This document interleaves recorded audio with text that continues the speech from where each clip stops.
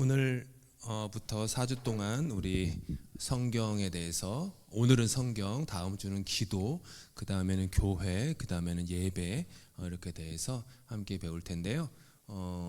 광고 쭉 나눠드린 대로 수요 예배와 그 새신자반에 들어가는 내용이 약간 통합입니다.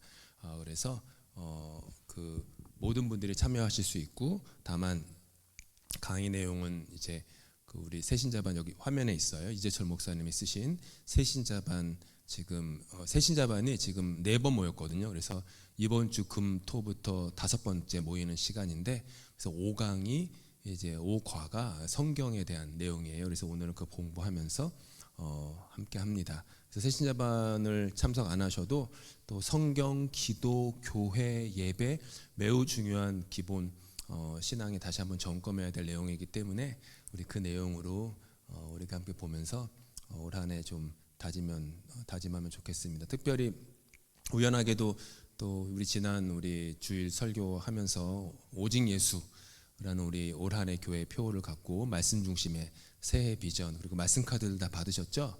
말씀 카드를 그 성경을 외우셨나요? 너무 긴 거는 아직은 어려우시겠지만 그래도 외우시면 좋겠습니다. 말씀 카드 이렇게 책갈피로, 저는 하필이면 핑크색으로 받아가지고 완전 핑크예요. 이렇게. 네, 그래서 뭐 받으신 다음에 재미난 얘기들 많이 하시더라고요. 그래서 어떻게 이런 말씀을 내가 받았나.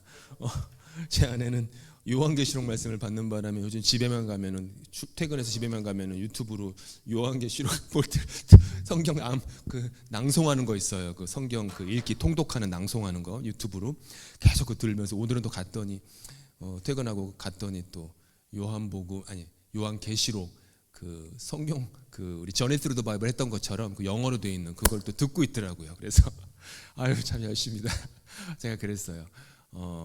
각자 받은 말씀 카드 갖고, 어떤 분은 예배 끝나고 뭐 막 울고 계시더라고요. 그 혼자서. 그래서 왜 그러세요? 그러니까 자기가 마음에 품고 있는 기도가 있었고, 어떤 사람이 있었는데 그 말씀을 받자마자 그냥 한 방 맞은 것 같아가지고 막 울고 계시더라고요. 그래서 참 어떤 분은 또 너무 좋아서 너무 좋은 말씀이라서, 어떤 분은 시작이 악인이요라고 시작하니까 이제 이거 어떻게 해야 되나, 이거 막 이렇게 두려워하시고 이런 분들도 계시던데, 보니까 아무튼 여러분에게 주신 말씀입니다. 그러니까 이 말씀으로 우리가 꼭 외우시고요, 그 말씀을 계속 한 해 동안 품으시면 좋겠습니다. 말씀이 교회 다니면 다 성경 말씀 가까이 두고 살지만 말씀이 우리에게 지식이 되거나 혹은 그냥 의무, 신앙생활의 의무감, 그래도 교회 다니는데, 목사인데, 집사인데 이러면서 성경 읽어야지, 이런 생각으로 생각하는 분들이 꽤 많아요. 근데 그것보다는 성경이 뭐가 돼야 되냐 하면은, 가장 중요한 건 성경이 내 삶의 사건이 돼야 됩니다. 내 삶의 사건. 그렇지 않으면 우리가 성경을 읽을 이유가 없어요. 그냥 역사책이에요. 1500년에 걸쳐서 쓰여진 게 성경인데, 길게 보면은 3500년 전부터 뭐 그런 건데, 그냥 역사책이죠. 뭐 호모의 오디세이라든지 뭐 한국의 뭐 조선왕조실록 읽는 그런 느낌밖에 더 되겠습니까? 근데 이 성경이 내 삶의 사건이 돼야 됩니다. 한 번쯤은 혹시라도 읽어보셨을, 한창 한국에서는 유행했었던 그 소설가 엔도 슈샤쿠의 소설 엔도 슈샤쿠든지, 그리고 또 많은 분들이 존경하시는 함석헌 선생님, 두 분 다 똑같은 얘기를 하셨는데, 보면은 교회와 교인을 보면은 실망스럽지만 성경으로 돌아가면 하나님에 대한 모든 궁금증이 해결된다. 나는 아주 비슷한 말씀들을 말을 남기셨어요. 그만큼 성경이 하나님에 대한 어떤 궁금증, 하나님을 아는 유일한 방법입니다. 성경은 제가 오늘 이거는 그 기본적으로 오늘 강의는 50% 이상은 저기 화면에 있는 새신자반 5강에 있는 내용을 갖고 왔습니다. 왜냐하면은 새신자반 하시는 분들이 그 내용으로 나누기 때문에. 하지만 50%에서 60%까지는 그렇고, 나머지는 이제 그냥 제 어떤 해석과 또 경험들, 또 그런 내용들로 이제 나누도록 하고 있어요. 성경책이 대개 한 보통 몇 권씩 갖고 계시더라고요. 10권 정도 갖고 계시는 분들도 많고, 뭐 수십 권 갖고 계시는 분도 많은데, 서가에 꽂혀 있는 장식품이 된다거나 그냥 교양서적이 되어서는 안 되겠죠. 성경에 대한 바른 이해. 하나님을 어떻게 압니까? 그러면 성경을 읽으세요 라고 얘기하면 돼요. 하나님은 신학에서 또 성경 중요한 게 뭐냐면 계시예요. 계시, 레벌레이션.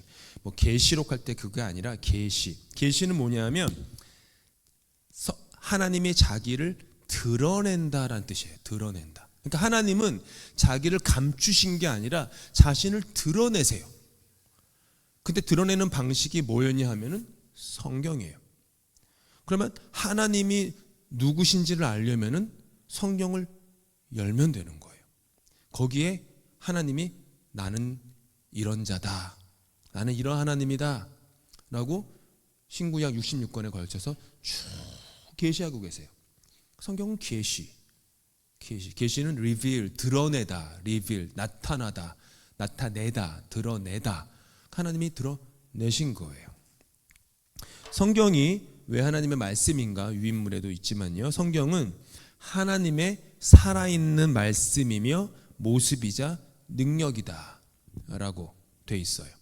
하나님의 살아있는 말씀, 하나님의 모습, 형상, 그분의 능력. 성경을 하나님이 쓰셨다라는 것을 믿지 않는 이를 위한 예화가 그 책에 나와요. 그 책을 제가 그냥 좀 요약해서 정리하면은, 이 목사님이 이제 그 100주년 기념교회 그 목회를 하셨죠. 100주년 기념교회 양화진에 있는데, 거기서 사무실에서 이제 저녁 늦게까지 이제 설교 준비를 하다가 저녁 시간이 돼가지고 이제 중국집에 짜장면을 시키셨어요. 그러니까 이제 짜장면 배달하는 소년이 그 철가방을 들고 이제 사무실까지 와서 짜장면을 이제 책상 위에 이렇게 놓고 가려다가 목사님 방이니까 그 설교 준비하는 게 옆에 뭐가 있겠어요? 당연히 성경책이 있겠죠. 그러니까 이 성경책을 보고 이 꼬마 그 소년이, 아저씨 성경을 누가 썼어요? 라고 물어봤대요. 그러니까 목사님이 하나님께서 쓰셨지. 그러니까 이 소년 베드로니, 에이 구라라는 건 이제 그 속어죠. 이 뻥도 속어네요. 거짓말. 에이 구라. 그래서 왜? 라고 물으니까 그걸 아저씨가 봤어요? 그러니까 이 아이는 평생 교회 다녀본 적이 없으니까 이 목사님이라는 그 호칭을 그 아저씨가 봤어요? 라고 답을 해요. 그러자 이제 목사님이 그 아이를 보면서 네 이름은 누가 지었니? 그러니까 우리 아빠가요 라고 대답해요. 그러자 목사님이 뭐라 그랬게요? 에이 구라. 그러니까 소년이 왜요? 그러니까 그걸 네가 직접 봤니? 그러니까 소년이 하다가 말이 되네 이러고 갔대요. 성경이 왜 하나님의 말씀인가? 왜 하나님의 말씀인가? 왜 하나님이 쓰셨는가라고 얘기하는가? 보시면 처음에 그 1번, 2번, 3번 썼어요. 성령의 감동으로 쓰여졌다. 성령의 감동. 성경은 성령의 감동으로 쓰여진 책입니다. 감동은 inspiration.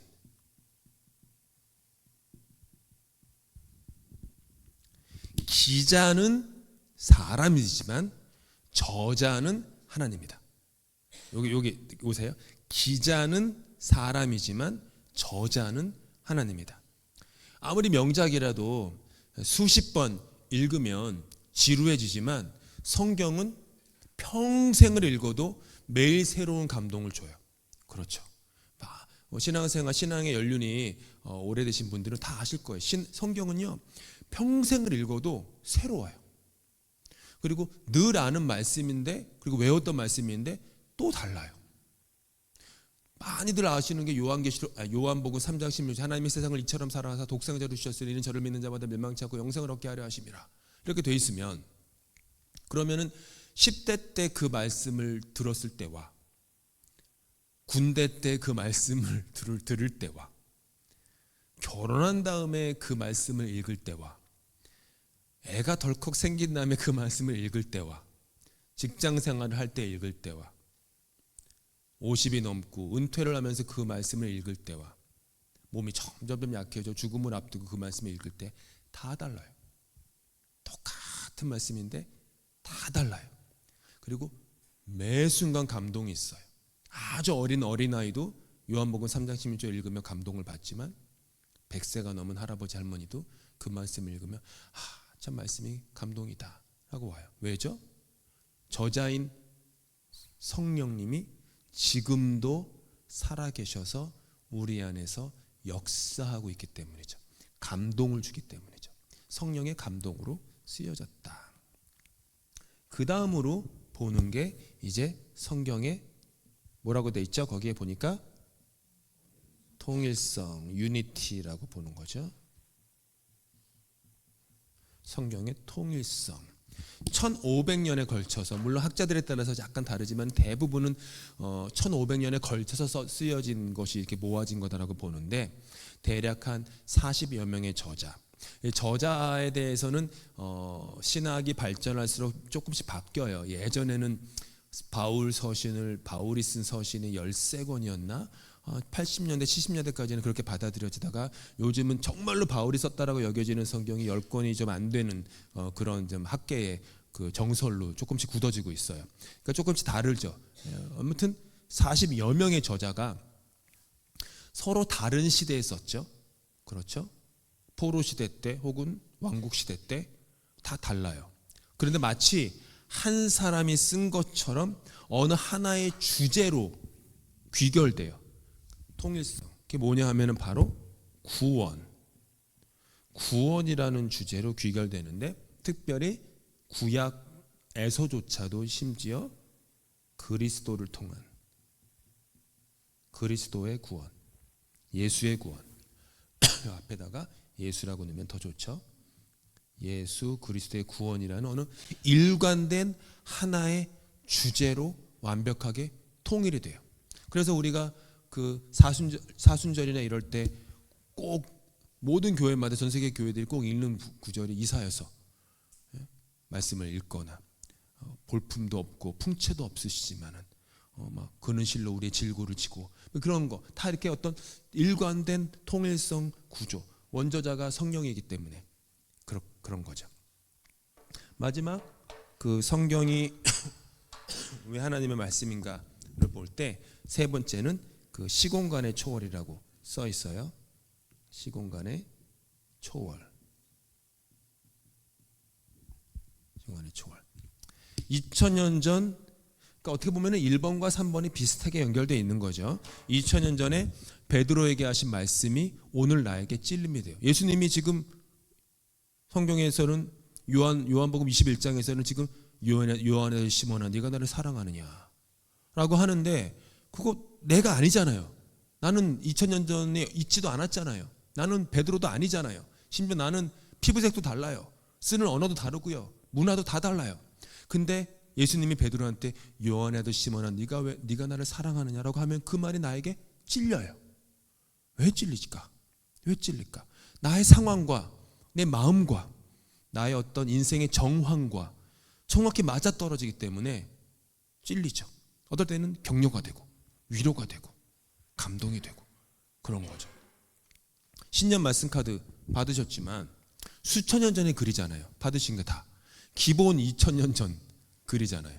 근데도 지금 내 마음과 딱 맞아떨어져요. 그렇죠? 시공간을 초월하는 하나님의 말씀이다 라는 거예요. 하나님께서 성경을 주신 목적을 이제 함께 볼 때, 첫째 목적은 뭐라고 돼 있죠? 구원을 얻게 하기 위함. 구원. 거기 밑에 제가 적어드린 요한복음 말씀 함께 읽을까요? 시작. 예수께서 제자들 앞에서 이 책에 기록되지 아니한 다른 표적도 많이 행하셨으나 오직 이것을 기록함은 너희로 예수께서 하나님의 아들 그리스도이심을 믿게 하려 함이요 또 너희로 믿고 그 이름을 힘입어 생명을 얻게 하려 함이니라. 구원을 얻게 하기 위해서 성경을 주셨다. 우리에게 내가 구원을 받기 원한다면 성경을 통하지 않고는 받을 수가 없습니다. 성경이 그냥 과학책이나 백과사전이 아니라 성경의 초점은 오직 구원. 요한계시록 20장 말씀처럼 오직 생명, 구원이라는 뜻이에요. 생명, 구원. 너희로 믿고 그 이름을 힘입어 생명을 얻게 하려 하심이라. 그래서 성경을 통해 가지고 인생의 어떤 세상의 지식이나 혹은 처세술 이런 거를 배우려고 하다가는 대부분 시간 낭비죠. 성경은 구원에 대한 책이에요. 그래서 구원은 어떻게 보면 구원은 건짐받다라는 거죠. 건져지는 거예요. 내 삶 속에서 어떤 문제가 해결되고 마음이 평화로워지고 하는 모든 것들 성경 안에 그런 것이 있기 때문에 그걸 찾는 것이 성경이죠. 두 번째는 뭐라고 되어 있죠?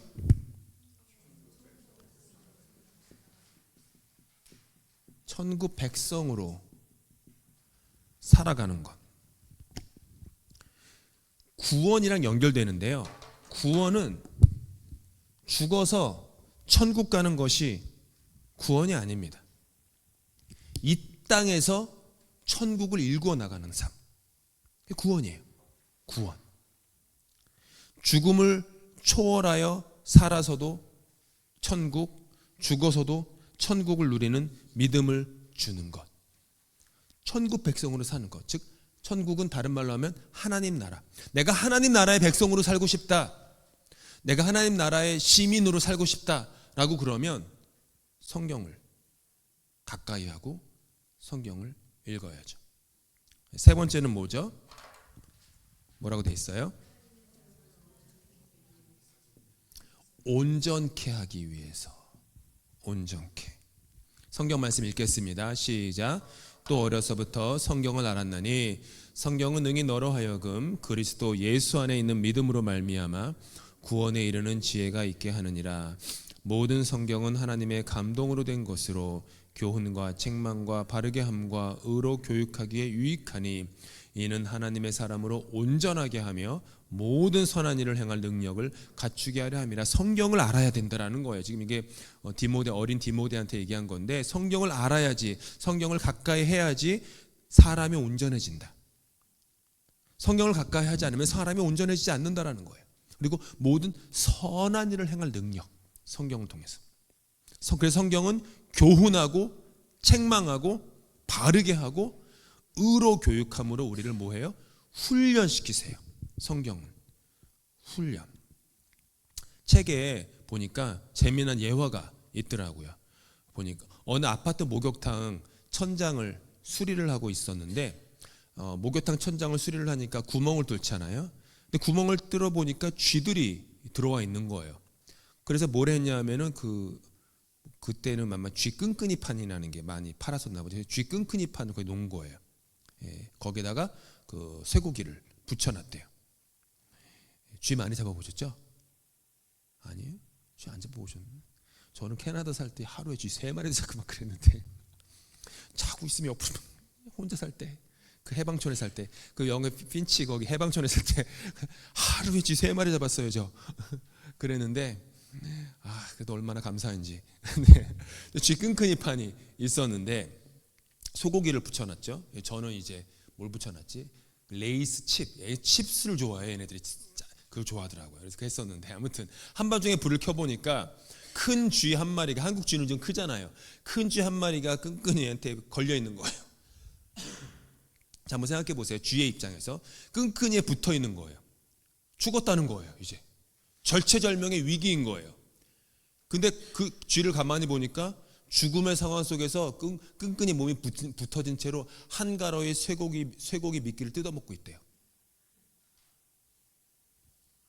책에서 뭐라고 썼냐면 그 주가 당신이 아닙니까? 그 주가 그대입니다. 영적으로 죄로 인해 죽어가면서도 눈앞에 세상 욕망, 쇠고기죠. 눈앞에 세상 욕망을 탐하느라 내가 죽어가는 줄도 모르고 그렇게 있는 것. 그래서 그 책에서는 이 성경이 온전케 하기 위해서 뭐가 되냐 하면 우리의 거울이 된다. 영혼의 거울. 성경을 보니까 나 죽었구나. 막 오는 거예요. 나 큰일 났구나. 나 이렇게 살면 안 되겠구나. 내가 이게 옳은 줄 알았는데 옳은 게 아니었구나. 맞는 게 내가 지금 속았구나. 내가 내 인생을. 나 지금 죽어가고 있구나. 성경이 거울이라는 거야. 영혼의 거울. 따라서 반대로 얘기하면 영혼의 거울을 비추지 않으면 그 쥐끈끈이에 붙어서 본인이 죽어가는 줄도 모르고 쇠고기를 씹고 있는 그런 어리석은 쥐 같은 인생으로 마무리할 수밖에 없지 않냐라는 얘기가 나와요. 자, 말씀이 가지는 이제 교재에서는 성경 말씀이 이제 66권이죠. 39권, 27권 그렇게 했고 이제 여기 앞부분 창출레민신 그다음부터 쭉 가가지고 이제 창출레민신은 이제 창세기 그거죠. 출애굽기, 모세오경 그다음에 모세오경 그다음에 역사서. 기억하실지 모르지만 제가 전에 스루 더 바이블 할 때는 그 전체 역사서 17권인가 이게 모세오경까지 역사서를 묶어서 그냥 학자들마다 분류법이 다르니까 이렇게 그다음에 시가서 그다음에 지혜서 그다음에 예언서인데 예언서는 이런 말이 어떨지 모르겠는데 대자와 소자가 있다고 대예언서 소예언서 이렇게 있고요. 신약 성경은 그 마태, 마가, 누가, 요한 해가지고 사복음서, 복음이라는 거 예수의 이야기. 그다음에 사도행전이 이제 역사서. 신약 성경에는 유일한 역사서가 사도행전. 그 다음에는 이제 서신서를 뭐로 나누냐 하면은 일반 서신서와 바울 서신서로 나눠가지고 이제 책에서는 바울 서신서를 13권이라고 적었나 이렇게 돼 있던데 요즘은 좀 그렇게 받아들여지는 않지만 아무튼 바울 서신서와 일반 서신서 이렇게 나오고 그다음에 요한계시록으로 예언서로 마무리 되는 이런 66권의 성경이 있다라고 얘기를 하는데 우리는 그거가 오늘 그 강의의 초점은 아니니까 넘어가고요. 말씀이 지닌 6가지 능력. 첫 번째 능력이 뭐죠? 뭐라고요? 부르시는 능력. 첫 번째 말씀의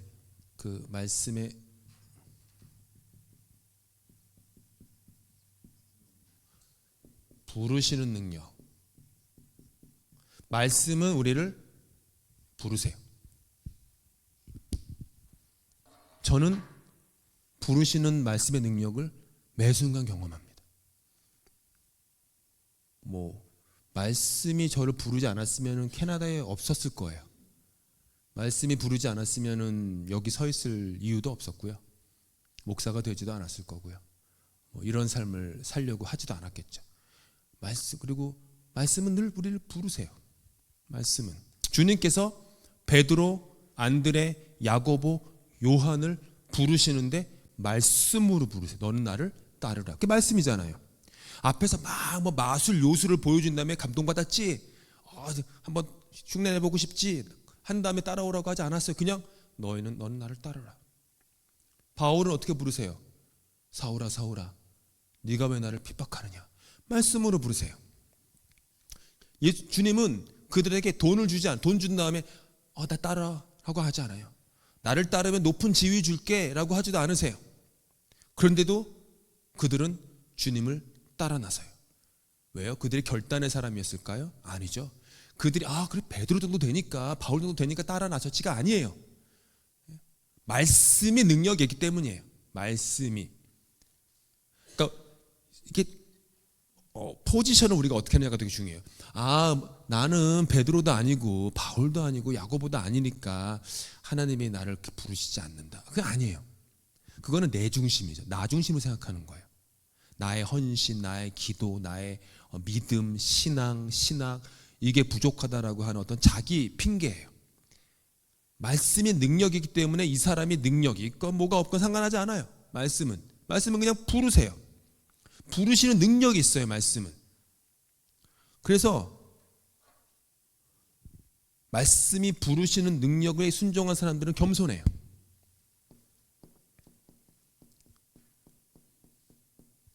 근데 우리가 가끔 속을 때가 있어요. 저는 뭐가 안 되고, 저는 뭐가 부족하고, 하나님 저는 아직 건강이 그렇고 돈이 그렇고 공부가 어떻고 저는 훈련이 덜 되고, 그 말의 겉모습은 겸손한 것처럼 들리지만 하나님은 그걸 뭐로 보시는지 아세요? 교만으로 봐요. 왜냐하면 지금 너는 너를 부르는 나의 능력을 무시하고 있구나. 너가 가진 능력만 생각하는구나. 교만이다 라는 거죠. 교회에서도 그렇죠. 저는요. 근데 그게 겸손이 아닐 때가 많아요. 겸양일 수는 있죠. 근데 겸양과 겸손은 다르죠. 부르신 능력이 있어요. 우리가 지혜로워서 주님을 찾은 것이 아니라 주님의 부르시는 능력이 말씀을 통해 우리로 하여금 주님을 바라보게 하신 거예요. 말씀을 사모하세요. 말씀이 우리를 부르세요. 우리를 불러서 시편 말씀처럼 사슴처럼 우리로 하여금 우리가 다닐 높은 곳으로 다니게 하세요. 두 번째는 뭐죠? 치유. 예수님께서 한센병 환자에게, 제가 그 AI한테 물어봤어요. 요즘 현대 사회에서는 문둥병, 한센병, 뭐 어떤 용어가 맞는 용어야 물어봤더니 한센병이라고 말해야 된대요. 그게 차별적이지 않은 표현이래. 문둥병 그러면 안 된다고 하더라고요. 아무튼 그래서 한센병. 예수께서 한센병 환자에게 깨끗함을 받으라 말씀하시는 순간 썩어 문드러지던 그의 육체가 깨끗하게 되었어요. 성경에서 예수님께서 특별히 침을 뱉어가 흙에다가 침을 지니겨 가지고 누구의 눈에 바른 다음에 실로암 못에 가서 씻으라, 이런 경우는 아주 드문 경우고요. 대부분 예수님의 치유는 어떻게 벌어져요? 말씀하시면 치유가 됐어요. 예수님의 말씀에는, 성경의 말씀에는 치유하는 능력이 있습니다. 여호와 하나님은 어떤 하나님이세요? 여호와 라파, 치유하시는 하나님. 라파, 치유의 하나님, 치유의 여호와 라파. 많은 이들이 오늘 이 시간에도요, 말씀 때문에 치유받고 회복돼요. 마음에 상처가 있어도, 저는 자주 경험하지만, 그냥 사람이 위로하면 그냥 감정이 좀 이렇게 위로받는데 깊은 곳까지는 위로가 안 되더라고요. 근데 어느 날 차에서 말씀을 듣다가 혹은 큐티를 하다가 읽다가 심지어는 설교를 준비하면서 말씀을 계속 보잖아요. 그래서 그 말씀이 딱 내 마음에 깊은 곳을 때려요. 그러면 그냥 괜찮아져요. 신기해요. 되게 신기해요. 이런 걸 정말 자주 경험해요. 그냥 괜찮아져요. 사람의 수많은 위로의 말들은 별로. 근데 말씀이 딱 들어와서 되면 오케이. 마치 먼지를 툭툭 털고 내 갈 길 가는 것처럼 괜찮아져요. 말씀이 치유예요. 육체적인 병도 마찬가지고요. 치유의 방법은 주님의 소관이고요. 주님의 더 기쁘신 뜻으로 인해서 치유해 주실 수도 있고 주시지 않을 수도 있음을 깨닫는 것이 또한 성숙한 믿음이에요.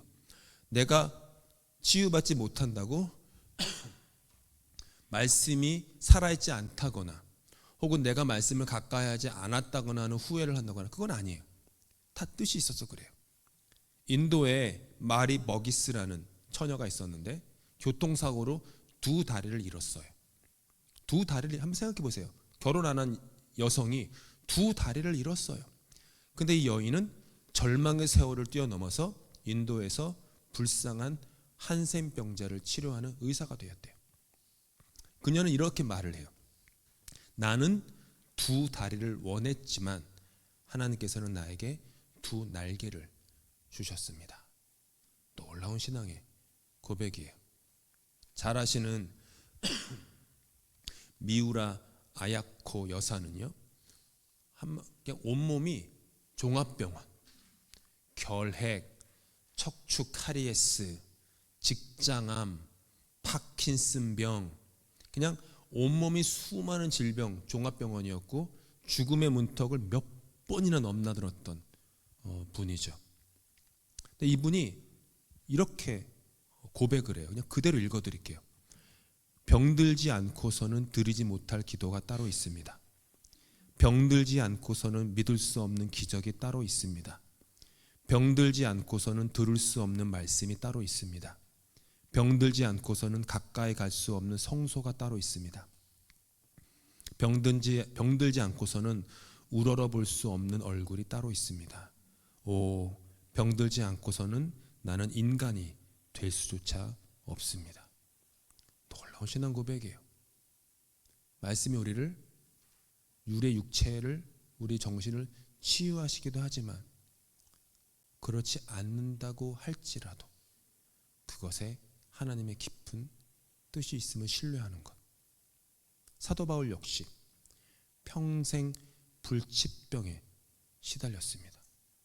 안질이다, 간질이다, 그리고 어떤 분들은 아주 심한 정신적 우울증이다, 이런 걸 하지만은 사도 바울이 3번 기도했다고 했잖아요. 3번 기도했다라는 것은 3회 기도했다는 뜻이 아니라 더 이상 하나님 앞에 간구할 수 없을 정도로 그냥 끝까지 기도했다라는 거예요. 끝까지. 그런데 하나님은 그의 기도를 듣지 않아주세요. 대신 내 은혜가 너에게 족하다 하세요. 그를 교만치 않게 하시려는 하나님의 한량없는 은혜가 있었던 거죠. 그러니까 이거예요. 제가 지금 설명해 드린 것은 말씀은 치유하는 능력이 있어요. 이거는 반드시 믿어야 됩니다. 구해야 됩니다. 하지만 우리 삶 속에 치유가, 병이 낫지 않고 치유가 되지 않는다고 하여서 그것이 주님의 능력이 부족해서가 아니다라는 거예요. 내 기도가 부족해서가 아니라는 거예요. 그 병 속에 나를 향한, 우리를 향한 주님의 은총이 깃들어 있음을 깨달으라 라고 하는 내용이에요. 3번째는 무슨 능력이죠?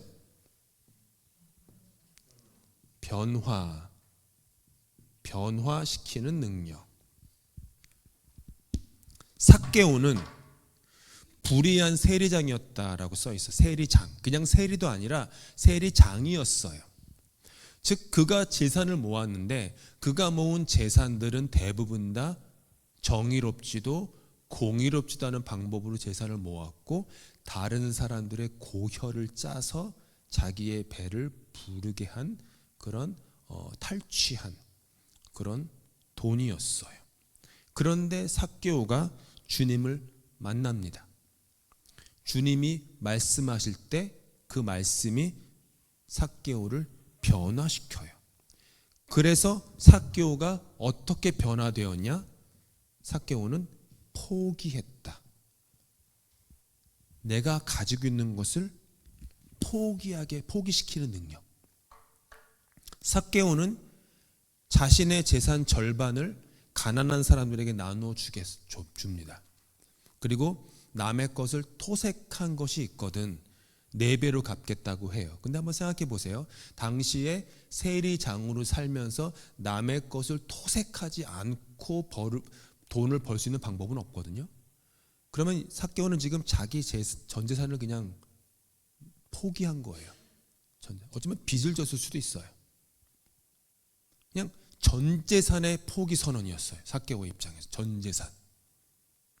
이 변화시키는 말씀을 경험하지 못했다면 삭개오는 불의한 재산을 신주단지처럼 모시다가 영원히 파멸당하고 말았을 거죠. 포기케 하시는 말씀의 능력 속에서 포기할 것을 과감하게 포기함으로 그는 영원한 생명을 얻었습니다. 그리고 주님은 삭개오에게 이런 말을 했어요. 이 집에 구원이 이르렀다. 구원이 이르렀다. 유명한 그 예화가 하나 있어요.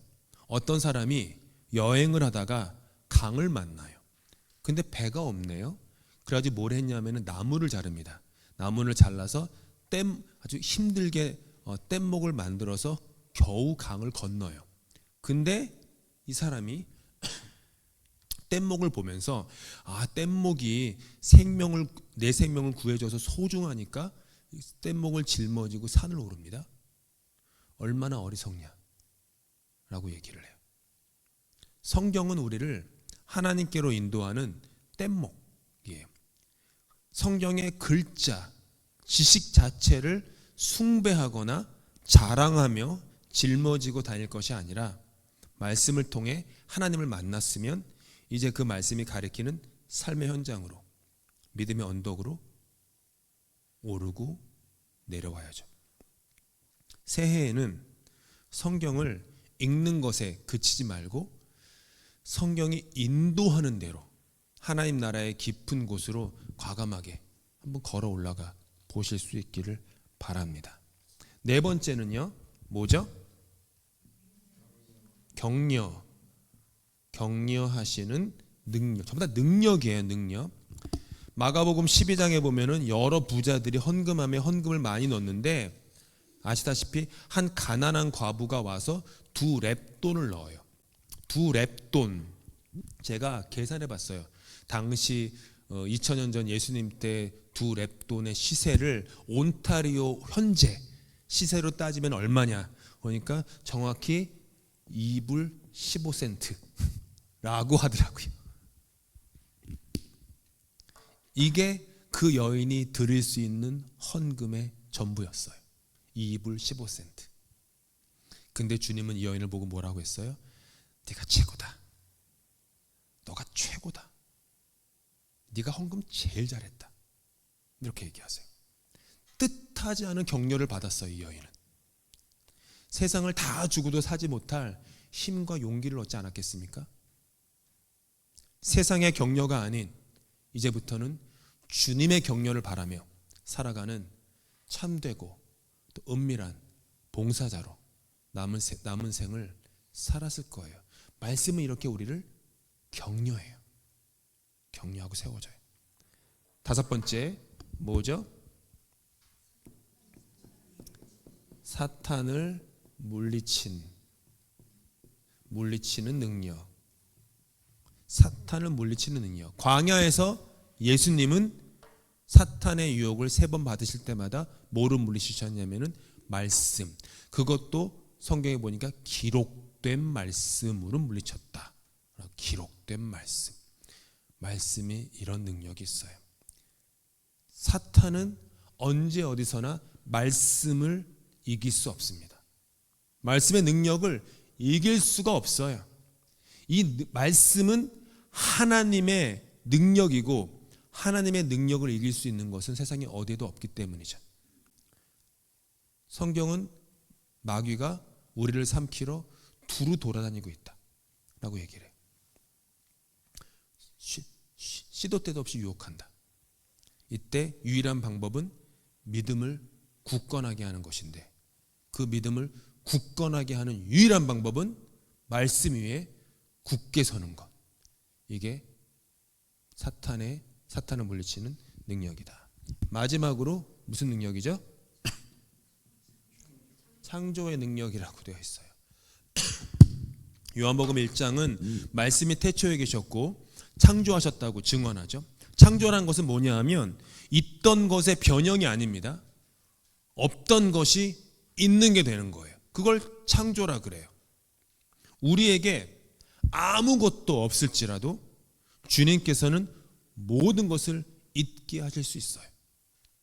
우리 가정이나 교회나 내 개인의 삶에 내가 가진 게 아무것도 없다고 할지라도 말씀은 모든 것을 갖게 해주실 수 있습니다.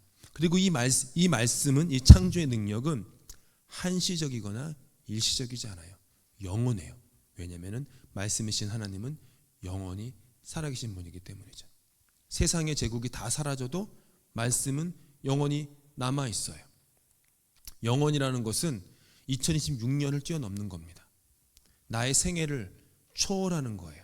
내가 말씀대로, 말씀의 능력으로 나를, 내 삶을 새롭게 창조하시는 말씀을 따라서 살면은 내가 이 땅에 내 생애를 마친다고 할지라도 여전히 그 능력은 나의 자녀들에게, 자녀 손들에게, 그리고 내가 만나지 못할 나의 후손들에게 창조의 말씀의 능력은 계속해서 가문 대대로 역사 속에 일어나는 거예요.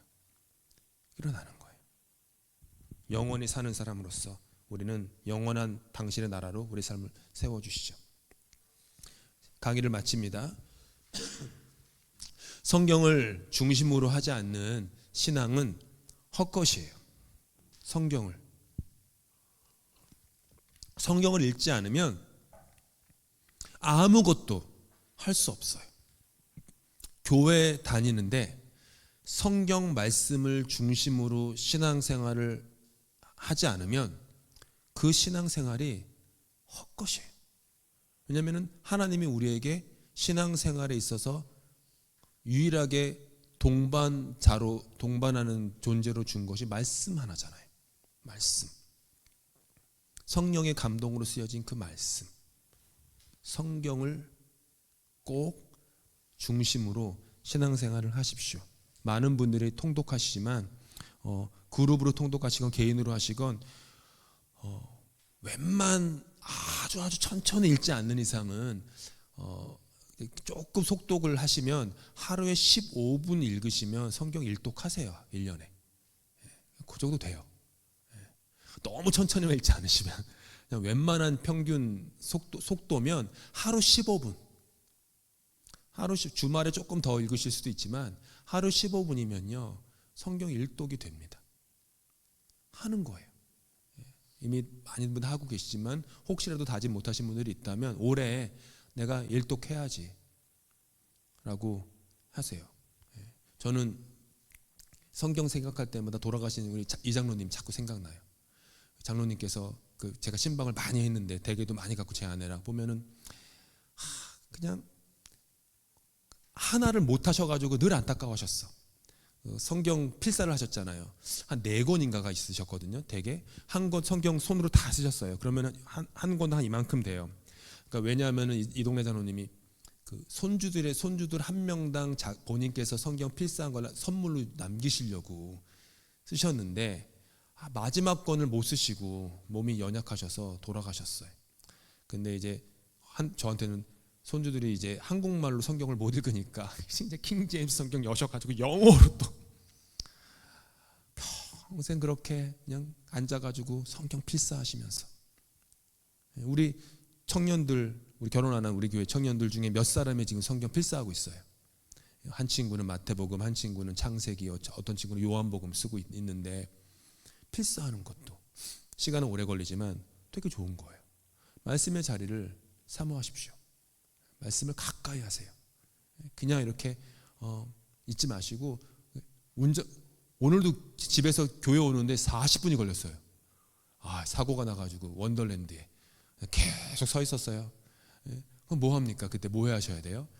딱 전화기 경찰 있나 없나 보신 다음에 전화기 한 다음에 설교를 딱 틀거나 성경 읽어주는 것도 요즘 얼마나 좋은 게 많아요. 요즘 이재설 목사님도 은퇴하신 한때 됐지만은 공성사를 통해 가지고 본인 성경 낭독하시는 거를 유튜브에 올라오거든요. 제 아내는 옛날부터 이재설 목사님 낭독하는 걸 즐겨 들었는데 그거 트세요. 그냥 가만히 기다리면서 그냥 자동차에서 요한계시록이고 요한복음을 읽어주는 거 듣고 혹은 부족하지만 제 설교를 들으시건 또 여러분이 개인적으로 좋아하는 목사님의 설교를 들으시건 그렇게 사세요. 제가 개런티 삶이 달라져요. 생각이 달라져요. 마음이 차분해지고요. 정리가 돼요. 정돈이 돼요.